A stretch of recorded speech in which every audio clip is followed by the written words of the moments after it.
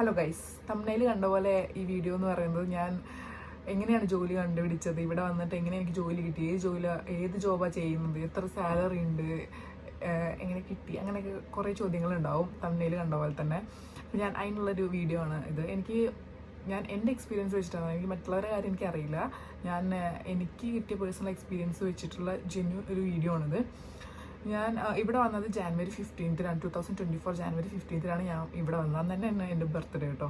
അപ്പോൾ ആ സമയം എന്ന് പറയുന്നത് വിൻ്റർ ടൈമാണ്. അപ്പോൾ ജോലി കിട്ടാൻ സാധ്യത വളരെ കുറവുള്ള സമയമാണ്. ചിലർക്ക് പെട്ടെന്ന് കിട്ടും, ചിലർക്ക് മാസങ്ങളെടുക്കും. അപ്പോൾ സമ്മർ ടൈമിൽ വന്നെന്നുണ്ടെങ്കിൽ, സെപ്റ്റംബർ ഇൻടേക്കിലാണ് വന്നതെന്നുണ്ടെങ്കിൽ, അപ്പോൾ സമ്മർ ടൈമാണ്, അത്യാവശ്യം നല്ല ജോബ് ഓപ്പർച്യൂണിറ്റി ഉണ്ടാവും കേട്ടോ ആ സമയത്ത്, പാർട്ട് ടൈമൊക്കെ കിട്ടണമെന്നുണ്ടെങ്കിൽ. ഓക്കെ, ഞാൻ ഇവിടെ വന്ന് ആദ്യം ചെയ്തത് എന്താണെന്ന് വെച്ചാൽ NI നമ്പർ എടുത്തു. NI നമ്പർ എടുത്തിട്ട് ഒരു 1-2 വീക്സ് എടുക്കും അതിന് NI നമ്പർ കിട്ടണമെങ്കിൽ. പക്ഷെ നമ്മൾ അപ്ലൈ ചെയ്ത സമയത്ത് തന്നെ നമുക്ക് റെഫറൻസ് നമ്പർ കിട്ടും. അതുകൊണ്ട് നമുക്ക് ആ റെഫറൻസ് ID വെച്ചിട്ട് നമുക്ക് വേണമെങ്കിൽ ജോലി അപ്ലൈ ചെയ്യാം കേട്ടോ. അങ്ങനെ നമ്മൾ NI നമ്പർ കിട്ടി ഞാൻ ജോലി അപ്ലൈ ചെയ്യുന്നുണ്ട്. ഇൻഡീഡ്, ലിങ്ക്ഡിൻ അങ്ങനെയുള്ള കുറേ ആപ്പിൽ കയറിയിട്ട് ഞാൻ ജോലി അന്വേഷിച്ചു. അടുത്തുള്ള ലൊക്കേഷൻ വെച്ചിട്ട് ജോലി അന്വേഷിച്ചു. കുറേ നമ്മൾ അപ്ലൈ ചെയ്തു. ഞാൻ അപ്ലൈ ചെയ്യാൻ അറിയാഞ്ഞിട്ടാണോ എന്താണെന്നറിയില്ല, എനിക്ക് മെയിലൊന്നും തിരിച്ച് എനിക്ക് ഒരു ഫേവറായിട്ടുള്ള മെയിലൊന്നും വന്നില്ല കേട്ടോ. അൺഫോർച്ചുനേറ്റ്ലി എന്നാണ് തുടക്കമേ കാണുന്നത്. അപ്പോൾ ഞാൻ നിന്ന വീട്ടിലെന്താണെന്ന് വെച്ചാൽ പൂജയുടെ വീട്ടിലാണ് ഞാൻ നിന്നത്. കാരണം എൻ്റെ ഒരു നൈബർ എന്ന് വെച്ചാൽ കുറച്ച് ദൂരം ഉണ്ട്, നല്ല അടുത്തുള്ളൊരു സ്ഥലത്തുള്ളതാണ് പൂജ എന്ന് പറഞ്ഞിട്ട്. അവളിവിടെ 1.5 വർഷമായി വന്നിട്ട്. അപ്പോൾ അവളിവിടെ 1.5 വർഷം കൊണ്ട് അവളുടെ ഫ്രണ്ട്സ് എല്ലാവരും ജോലി ചെയ്യുന്ന ആൾക്കാരാണ്. അതുകൊണ്ട് തന്നെ എനിക്ക് കുറച്ച് അധികം ഫ്രണ്ട്സ് ഇവിടുന്ന് കിട്ടി. ജോലി ചെയ്യുന്ന ആൾക്കാർ എല്ലാവരും വർക്കിംഗ് ഉള്ള ആൾക്കാരായിരുന്നു ഞാൻ നിന്ന അവിടെ. അപ്പം അവർ വഴി നമുക്ക് കുറേ അറിയാൻ പറ്റും. കുറേ കണക്ഷൻ ഉണ്ടെങ്കിൽ നല്ലതാണ് കേട്ടോ. അവിടെ വന്നിട്ട് എനിക്ക് എന്തോ ഭാഗ്യത്തിന് എനിക്ക് നല്ല കണക്ഷൻ കിട്ടി. എല്ലാവരും ജോലി ചെയ്യുന്നവരാണ്, അവർ പറയാമെന്ന് ഞാൻ അപ്പോൾ ആ സമയത്ത് ഉണ്ടായിരുന്നില്ല. എങ്കിൽ കൂടെ അവിടെ വേക്കൻസി വരുമ്പോൾ പറയണമെന്ന് ഞാൻ പറഞ്ഞിട്ടുണ്ടായിരുന്നു കുറേ പേരുടെ അടുത്ത്. അങ്ങനെ എന്താ പറയുക, എല്ലായിടത്തും ഞാൻ പറഞ്ഞു വെച്ചു. പിന്നെ ഞാൻ CV കുറച്ച് സെറോക്സ് എടുത്തിട്ട് എല്ലാ ഷോപ്പിലും ഞാൻ മാനുവലി പോയി ഞാൻ കൊടുത്തു. വേക്കൻസി ഉണ്ടെങ്കിൽ പറയണം എന്നൊക്കെ പറഞ്ഞ് കുറേ ഞാൻ കൊടുത്തു. അവിടെ നോക്കി ചിലവരൊക്കെ വാങ്ങിച്ചു വയ്ക്കും, ചിലവരൊക്കെ ഓക്കെ ഇവിടെ ഇപ്പോൾ ഇല്ല എന്നൊക്കെ പറയും. ഓക്കെ, അങ്ങനെയൊക്കെ ആയിട്ട് കുറേ അങ്ങനെ ഒരു മാസമല്ല, ഞാൻ വന്നിട്ട് ഒരു 2 ആഴ്ച കഴിഞ്ഞിട്ടാണ് ഞാൻ അപ്ലൈ ചെയ്യാൻ തന്നെ തുടങ്ങിയത് കേട്ടോ. അങ്ങനെ കുറേ നോക്കി, എവിടെയില്ല, കുറേ എല്ലാവരുടെ അടുത്തും അന്വേഷിച്ചു. ഇപ്പോൾ എവിടെ പോയാലും ആൾക്കാർ കാണുമ്പോഴൊക്കെ ഞാൻ ഒരു വീഡിയോ ഇപ്പോൾ ഇറങ്ങിയിട്ടുണ്ടല്ലോ, UK ലൈഫ് എന്ന് പറഞ്ഞിട്ടൊരു ഷോർട്ട് ഫിലിം. കറക്റ്റ് പക്ക അതേപോലെയാണ് ലൈഫ്. അത് കാണുമ്പോൾ കറക്റ്റ് നമ്മുടെ ലൈഫ് നമുക്ക് ഓർമ്മ വരും കേട്ടോ. ആ ഒരു കാര്യങ്ങളൊക്കെ ഓർമ്മ വരും. അങ്ങനെ അതേ സെയിം കാര്യങ്ങളാണ് നടക്കുന്നത്. ഓക്കെ, അപ്പോൾ അങ്ങനെ ഇരിക്കുമ്പോഴാണ് ഒരു ഫ്രണ്ട് അവിടെ ഒരു വാക്കൻസി ഉണ്ടെന്നുകൊണ്ട് വിളിച്ചത്. കാരണം ഓൾറെഡി ഞാൻ എല്ലാവരും പറഞ്ഞു വെച്ചിട്ടുണ്ടല്ലോ എവിടെയെങ്കിലും ഉണ്ടെങ്കിൽ പറയണം എന്നുള്ളത്. അപ്പം അവൻ പറഞ്ഞു ഇവിടെ ഒരു റെസ്റ്റോറൻറ്റിൽ ആളിപ്പോൾ നോക്കുന്നുണ്ട്, ഒന്ന് അപ്ലൈ ചെയ്ത് നോക്കുന്നതാണ്. അപ്പോൾ ഞാൻ അവിടെ പോയി അപ്ലൈ ചെയ്തപ്പോൾ തന്നെ അവർ വൈകുന്നേരം തന്നെ എന്നെ വിളിച്ചു. ഓക്കെ, ഇവിടെ ഇൻഡക്ഷൻ വന്നോളൂ എന്ന് പറഞ്ഞു. ഒരാഴ്ച എനിക്ക് ഇൻഡക്ഷൻ ഉണ്ടായിരുന്നു. അതായത് നമ്മളെങ്ങനെയുണ്ട്, ജോലി ചെയ്യുന്നുണ്ടോ, ആത്മാർത്ഥത കാണിക്കുന്നുണ്ടോ, പണി എടുക്കുന്നുണ്ടോ നോക്കാൻ വേണ്ടിയിട്ട് ഒരാഴ്ച പിടിച്ചു. പണി പെട്ടെന്ന് പഠിക്കുന്നുണ്ടോ എന്നൊക്കെ നോക്കാൻ വേണ്ടിയിട്ട്. ഓക്കെ, അങ്ങനെ ഞാൻ ഒരാഴ്ച ഇൻഡക്ഷൻ എൻ്റെ അടുത്ത് എല്ലാവരും പറഞ്ഞത് ഇൻഡക്ഷൻ കിട്ടിയത് ഇത് ആവശ്യമായിരുന്നുണ്ട്. കാരണം 1.5 മാസം ചുമ്മാ ഇരുന്നേ. അപ്പോൾ ഓക്കെ, അന്ന് ബേസിക് പേ എത്ര 11 എന്തോ ആണ് ഉണ്ടായിരുന്നത്. അതായത് പെർ ഹവർ 11.30 അങ്ങനെ എന്തോ ആണ് ഉണ്ടായിരുന്നത്. ഓക്കെ, ഉള്ളത് വെച്ചിട്ട് ആയാലോ, ഉള്ളത് കൊണ്ടായാലോ എന്ന് പറഞ്ഞിട്ട് ഓക്കെ നമ്മളങ്ങനെ പോയിട്ട് ഇൻഡക്ഷൻ എങ്ങനെയാണെന്ന് വെച്ചാൽ നമ്മൾ പണി ചെയ്യുന്നുണ്ടെന്ന് അവരെ കാണിക്കണം. നമ്മളിങ്ങനെ മാനേജർ വരുന്നുണ്ടെന്ന് നോക്കും, ഭയങ്കര ബിസി ആയിട്ട് അഭിനയിക്കുക, അങ്ങനെയൊക്കെ തന്നെ. ഒന്നുമില്ലെങ്കിലും ചുമ്മാ വൈപ്പ് ചെയ്തുകൊണ്ടേ ഇരിക്കണം. എവിടെയെങ്കിലും റെസ്റ്റോറൻറ്റ് ആയതുകൊണ്ട് ക്ലീനിങ് ഭയങ്കര ഇമ്പോർട്ടൻ്റ്. അപ്പോൾ എപ്പോഴും ഇങ്ങനെ ക്ലീൻ ചെയ്തുകൊണ്ടിരിക്കണം. അപ്പോൾ നമ്മളിങ്ങനെ ക്ലീൻ ചെയ്തുകൊണ്ടിരിക്കണം. ഇല്ലെങ്കിൽ എന്തെങ്കിലുമൊക്കെ അങ്ങോട്ടും ഇങ്ങോട്ടും ചുമ്മാ നടന്നെങ്കിലിരിക്കണം. നമ്മൾ അഭിനയിക്കണം, വർക്ക് ചെയ്യുന്നുണ്ടെന്ന് അഭിനയിക്കണം. എങ്കിൽ മാത്രം അവർക്ക് തോന്നി കുട്ടി നന്നായിട്ട് വർക്ക് ചെയ്യുന്നുണ്ടല്ലോ, പഠിക്കുന്ന പണി പഠിക്കും. പിന്നെ ക്വസ്റ്റനൊക്കെ ചോദിച്ചു, ഇതെങ്ങനെ ഉണ്ടാക്കുക, അങ്ങനെയാണ് ഒക്കെ ഞാൻ എങ്ങനെയൊക്കെ പറഞ്ഞ് ഓക്കെ. അങ്ങനെ നമ്മളെടുത്തു.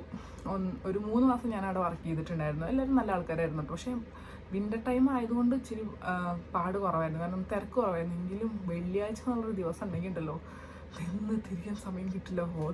ഓർഡറായിരിക്കും. അവിടെ ചിക്ക് സൗണ്ട് വരിക. എൻ്റെ പിന്നെ അതൊക്കെ കേട്ടെങ്കിൽ തല അറിയിട്ടില്ല. നമ്മളൊന്നും ചെയ്തുകൊണ്ടിരിക്കുമ്പോഴായിരിക്കും ഇത് ഇങ്ങനെ നിരത്തി വയ്ക്കും. നമുക്ക് ഉണ്ടാക്കാനുള്ളത്. ഞാനവിടെ ഒരു കിച്ചണിലായിരുന്നു ഡ്യൂട്ടി ചെയ്തിട്ടുണ്ടായിരുന്നത്. എനിക്ക് പക്ഷേ ഭയങ്കര ഇഷ്ടമായിരുന്നു കേട്ടോ കുക്ക് ചെയ്യാൻ. നമുക്ക് ഇഷ്ടമുള്ള പോലെ ഫുഡൊക്കെ കഴിക്കുക, നല്ല ഫുഡൊക്കെ ഇടയ്ക്കിടയ്ക്ക് ചിപ്സൊക്കെ എടുത്ത് ഇങ്ങനെ കഴിക്കുക, അങ്ങനെയൊക്കെ ചെയ്യാം. അപ്പോൾ അങ്ങനെ കിച്ചണിലായിരുന്നു. അതുകൊണ്ട് എല്ലാവരും നല്ല ഫ്രണ്ട്ലി ആയിരുന്നു. പക്ഷേ ഭയങ്കര പണിയായിരുന്നു. പിന്നെ ഞാൻ തുടക്കമായതുകൊണ്ട് തന്നെ വെള്ളിയാഴ്ച ഇടത്തില്ല. ഒരു 1-2 ദിവസം ഞാൻ വെള്ളിയാഴ്ച നിന്നിട്ടുള്ളൂ. അന്ന് എൻ്റെ നടുവോ ഇരിക്കാൻ സമയം കിട്ടത്തില്ല. അങ്ങനത്തെ ഒരു ടൈപ്പായിരുന്നു. അത് വിൻ്ററും കൂടി ആയിട്ട്, വിൻ്റർ സമ്മറിൽ പറയും വേണ്ട, ഭയങ്കര തിരക്കായിരിക്കും കേട്ടോ. അങ്ങനെ പക്ഷേ വിൻ്ററിലാണെങ്കിലും എനിക്ക് ഡ്യൂട്ടി കുറവായിരുന്നു. വിൻ്ററിലായതുകൊണ്ട് ഡ്യൂട്ടി വളരെ കുറവായിരുന്നു. എനിക്ക് ആഴ്ചയിൽ 1-2 ഷിഫ്റ്റൊക്കെ എനിക്ക് കിട്ടുന്നത്. പാർട്ട് ടൈം ആണ്. ഒന്നാമത് ഞാൻ പഠിച്ചുകൊണ്ടിരിക്കുകയാണ്. അപ്പോൾ പാർട്ട് ടൈം ഡ്യൂട്ടി ചെയ്യാൻ പറ്റുള്ളൂ. അത് തന്നെ എപ്പോഴും വിളിക്കത്തില്ല. അങ്ങനെയൊക്കെയാണ്. എനിക്ക് ഡ്യൂട്ടി വരുന്നത് വൈകുന്നേരം 6 മണി തൊട്ടിട്ട് രാത്രി ചിലപ്പോൾ 12:45, 1 മണി വരെ പോകും. ചിലപ്പോൾ ഞാൻ അപ്പോൾ എവിടെ നമ്മൾ പറഞ്ഞു നിർത്തിയേ, വെള്ളിയാഴ്ച ആകുമ്പം നല്ല പാടായിരിക്കും ചെയ്യാൻ വേണ്ടിയിട്ട്. വെള്ളിയാഴ്ച എന്ന് പറയുന്നത് സാലറി ഡേ ആണ്. എല്ലാവരും കുടിച്ച് കൂത്തടി പബ്ബിലൊക്കെ പോയുള്ള ആ ദിവസമാണ് വെള്ളി ശനി എന്നുള്ള ദിവസങ്ങൾ. ഭയങ്കര തിരക്കായിരിക്കും. അന്ന് 12:45, 1 മണി, 2 മണി, ചിലപ്പം 2 മണി വരെ പോകും. പിന്നെ നിൽക്കുമ്പോൾ ഉള്ള പ്രശ്നമില്ല. കാരണം നമുക്ക് മണിക്കൂറിനാണ് കാശ് കിട്ടുന്നത്. അവിടെ 1 മണിക്കൂർ കൂടുമ്പോൾ നമുക്ക് അത്രയും കാശ് കിട്ടും. ഓക്കെ, അപ്പം അങ്ങനെ ഒരു ഗുണമുണ്ട്. അപ്പം അങ്ങനെ റെസ്റ്റോറൻറ്റിലൊരു 3 മാസം നിന്നു. വലിയ കുഴപ്പമില്ലാതെ അങ്ങ് പോയി. തട്ടിമുട്ടി ചിലവ് കഴിഞ്ഞ് പോകും, അത്രേ ഉള്ളൂ. വാടക കൊടുക്കാൻ തന്നെ ഒരു വലിയ പടമാണല്ലോ. നാട്ടിലത്തെ ഒരു 30,000 രൂപയൊക്കെ എനിക്ക് അവിടെ നിന്ന് കൊടുക്കേണ്ടി വന്നു. അങ്ങനെയൊക്കെ വാടക അതിനുള്ളതൊക്കെ കിട്ടും, ചിലവിനുള്ളതും കിട്ടും, കൂടുതലൊന്നും കിട്ടത്തില്ല. അപ്പം അങ്ങനെയൊക്കെ. എന്നിട്ട് ആ സമയത്ത് തന്നെ ഞാനിങ്ങനെ വേറെ അന്വേഷിച്ചുകൊണ്ടിരിക്കുകയായിരുന്നു. അങ്ങനെ നമ്മുടെ ഒരു ഫ്രണ്ട് പറഞ്ഞു അവിടെ ജോലി, ഒരു കെയറായിട്ട് ഒരു വേക്കൻസി ഉണ്ട്, അങ്ങോട്ട് വരുന്നു എന്ന് ചോദിച്ചു. അങ്ങോട്ട് നോക്കുന്നു എന്ന് ചോദിച്ചു. അപ്പോൾ ഓക്കെ നോക്കാം. അപ്പോൾ നമ്മൾ അവിടെ ഓക്കെയാണ് എടുത്തിട്ട് അവിടെ ഒരു 2 ദിവസം ഇൻഡക്ഷൻ ഉണ്ടായിരുന്നുള്ളൂ. അത് കഴിഞ്ഞിട്ട് നമ്മൾ ഡയറക്റ്റ്ലി ഇട്ടു. എന്ത് സുഖം എന്ന് പറയും. ഈ റെസ്റ്റോറൻറ്റിൽ നിന്ന് ഇങ്ങനെ കെയറോട്ട് വരുമ്പോൾ ഉള്ളൊരു സുഖം ഉണ്ടല്ലോ. ചിലർക്കൊന്നും ഇഷ്ടമല്ല കേട്ടോ. എൻ്റെ കുറേ ഫ്രണ്ട്സ് ഉണ്ട് ഒട്ടും ഈ കെയർ ജോബ് ഒട്ടും ഇഷ്ടമല്ലാത്തവർ. ഹെൽത്ത് കെയർ അസിസ്റ്റൻറ്റ്, ചിലർക്ക് പേഴ്സണൽ കെയർ ചെയ്യാനൊന്നും ഇഷ്ടപ്പെടില്ല. എനിക്ക് യാതൊരു പ്രശ്നമില്ല. നമ്മുടെ അമ്മമാരെ അച്ഛന്മാരെ ഒക്കെ നോക്കത്തില്ല വയസ്സായോ, അങ്ങനെ വിചാരിച്ചുള്ളൂ. എല്ലാവരും നല്ല രസമാണ്. ചിലവർ പട്ടാക്കോ എങ്കിലും അത് കാര്യമാക്കണ്ട. പക്ഷെ നല്ല സുഖം. കെയറേഴ്സ് അല്ല, റെസിഡൻസ് ചിലപ്പോൾ ചുമ്മാ ഉറങ്ങുമായിരിക്കും. നമുക്ക് ചുമ്മാ ഇരിക്കാൻ സമയത്ത് നൈറ്റൊക്കെ എനിക്ക് പറയും വേണം. ഇവിടെ ഞാൻ നിന്ന കെയറും ഭയങ്കര സുഖമായിരുന്നു. നൈറ്റൊക്കെ എന്ന് പറയുമ്പം എല്ലാവരും ഡേ സ്റ്റാഫ് എല്ലാവരും, എനിക്ക് നൈറ്റും ഡേയും മാറിമാരൊക്കെ ചെയ്യേണ്ടി വരും ചില സമയത്ത്. അപ്പോൾ നൈറ്റ് ഡ്യൂട്ടി എന്ന് പറയുമ്പം എല്ലാവരും ഡേ സ്റ്റാഫുകൾ എല്ലാവരും സെറ്റിലാക്കി ബെഡിലൊക്കെ ആക്കിയിട്ടുണ്ടാവും. പ്രശ്നമില്ലാത്തവരൊക്കെ ബെഡിലാക്കിയിട്ടുണ്ടാവും. അപ്പോൾ നമ്മളങ്ങനെ ബെഡിലൊക്കെ ആക്കി കഴിഞ്ഞാൽ സുഖം, ഒന്നും അറിയണ്ട. ഫീഡ് ചെയ്യണ്ട, പേഴ്സണൽ കെയർ ചെയ്യേണ്ടി വരും. ചിലപ്പോൾ എന്തെങ്കിലുമൊക്കെ ഇതായി കഴിഞ്ഞാൽ യൂറിനൊക്കെ പാസ് പാഡ് ജസ്റ്റ് ചേഞ്ച് കൊടുത്താൽ മതി. പിന്നെ ഫീഡ് ചെയ്യണ്ട, ഹോയിസ്റ്റ് ചെയ്യണ്ട, ഒന്നും ചെയ്യണ്ട, ചുമ്മാ ഇരിക്കുക. പിന്നെ അത്യാവശ്യം നല്ല ഇതൊക്കെ ആണെങ്കിൽ നൈറ്റ് സ്റ്റാഫ്, ഞാൻ നിന്ന് കെയറും നല്ല സുഖമായിരുന്നു. നൈറ്റ് സ്റ്റാഫൊക്കെ ഭയങ്കര കമ്മിയായിരുന്നു.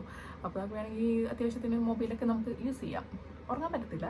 ഉറങ്ങിക്കഴിഞ്ഞാൽ എന്തെങ്കിലുമൊക്കെ പറ്റിക്കഴിഞ്ഞാൽ, റെസിഡൻസിന് എന്തെങ്കിലും പറ്റിക്കഴിഞ്ഞാൽ നമ്മൾ ജയിലടക്കം പോകും. അങ്ങനത്തെ കുറച്ച് പ്രശ്നങ്ങളുണ്ട്. ബാക്കി ഒഴിച്ചാൽ നല്ല സുഖമാണ്. ചിലപ്പോൾ 2-3 മണിക്കൂർ ചുമ്മാ ഇരിക്കുക. നമുക്ക് പേഗം ചെയ്തുകൊണ്ട് ഈ ചുമ്മാ ഇരിക്കണം. ചിലപ്പോൾ ഞാൻ ഇങ്ങനെ വിചാരിക്കും, ചുമ്മാ ഇരിക്കുന്നതിനാണ് ഇങ്ങനെ ഒരു കാശ് തരണം എന്നൊക്കെ വിചാരിക്കും. കാര്യമല്ല. പക്ഷേ അവരുടെ സേഫ്റ്റിയാണ് നമ്മൾ പ്രധാന സേഫ്റ്റി. ഓരോരോ റെസിഡൻറ്റിൻ്റെ സേഫ്റ്റി നോക്കുക എന്നുള്ളതാണ് നമ്മുടെ മെയിൻ ഡ്യൂട്ടി.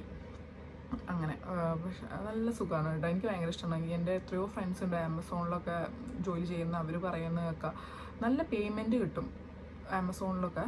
പക്ഷേ മടുക്കും. അവൾ പറയും എത്ര പേയ്മെൻറ്റ് ചെയ്തു പറഞ്ഞാൽ ഞാൻ വരത്തില്ല. അവളെ കയ്യിൽ ഇങ്ങനെ ഒരേ സാധനം, നമ്മളിപ്പോൾ എന്തെങ്കിലും സ്റ്റോക്ക് ചെയ്ത് വെക്കുകയാണെങ്കിൽ ഇങ്ങനെ ഒരേ സാധനം ഇങ്ങനെ കണ്ടിന്യൂസ് ഇങ്ങനെ ചെയ്തുകൊണ്ട് ഇപ്പോൾ നമ്മൾ ഈ ഒരു ബുക്ക് എടുത്ത് വെക്കുകയാണ്. ഈ ഒരു ബുക്ക് നമുക്ക് അത്ര ഭാരം തോന്നത്തില്ല. കണ്ടിന്യൂസ് ഇങ്ങനെ ഒരേ ബുക്ക് ഒരു സാധനം ഇങ്ങനെ എടുത്ത് വെച്ച് എങ്ങനെ ഉണ്ടാവും നമുക്ക്. എൻ്റെ ഫ്രണ്ട്സൊക്കെ പറയാറുണ്ട് ഭയങ്കര പാടാണ്. വെയർ ഹൗസിലും അത് നല്ല പാടാണ്. അതുകൊണ്ട് ഞാൻ അത് നോക്കിയിട്ടില്ല.